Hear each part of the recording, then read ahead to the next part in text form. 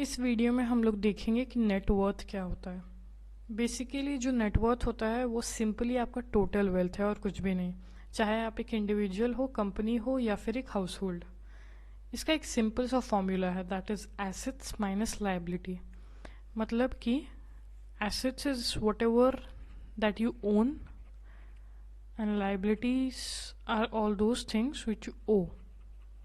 तो the things you own minus the things you owe. ठीक है, अब अगर आपको एक कंपनी का नेटवर्थ देखना है then you can just simply refer the balance sheet. Now let us assume कि जो आपके एसेट्स हैं उसका जो टोटल वर्थ है that is 6000 and liabilities are of worth 5000। So आपका जो नेट वर्थ है दैट विल बी 1000, 6000 माइनस 5000। तो इसका मतलब है जो आपका नेटवर्थ है that is positive in nature. अब अगर जो एसेट्स है वो आपका 6000 है और जो लाइबिलिटी है दैट इज ऑल्सो 6000, तो आपका net worth is 0। Okay, now if the assets are of worth 6000 and liabilities of worth 7000, तो जो आपका नेट वर्थ है that is minus 1000, that is your net worth is negative. Now these two things are not good. Why? क्योंकि see if your net worth is 0 तो ना ही आप save कर सकते हो, ऑब्वियसली आप सेव नहीं कर रहे हो एक्चुअली, राइट। सेविंग्स नहीं है तो आप इन्वेस्ट कैसे करोगे? रिटायरमेंट प्लानिंग इज डिफिकल्ट, आप अपना रिटायरमेंट प्लान नहीं कर पाओगे एंड आपके पास कोई पैसा नहीं है इमरजेंसी फंड्स में डालने के लिए क्योंकि बच कुछ नहीं रहा है। And there are many more things जिससे आप डिप्राइव हो जाओगे।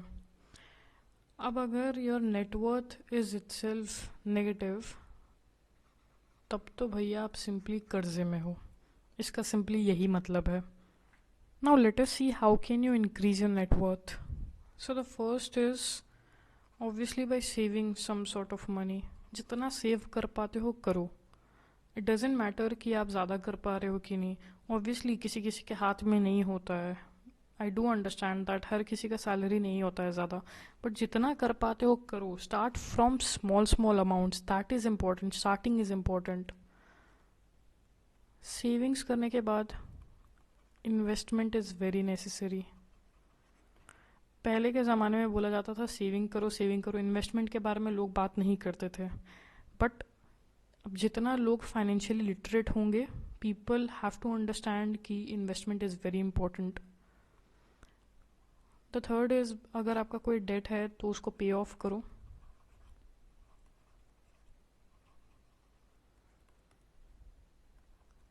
Fourth is I can say that be mindful about how you spend your money. Track करो अपने एक्सपेंसेस को, बहुत इंपॉर्टेंट है ये चीज़। Fifth point is that have a second source of income.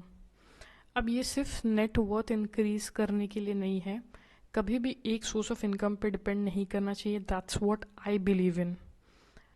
आप में से अगर कोई भी ऐसा है जिसको अगर कोई भी और वे पता है as to how to increase the net worth, then please comment down below as it helps other people as well.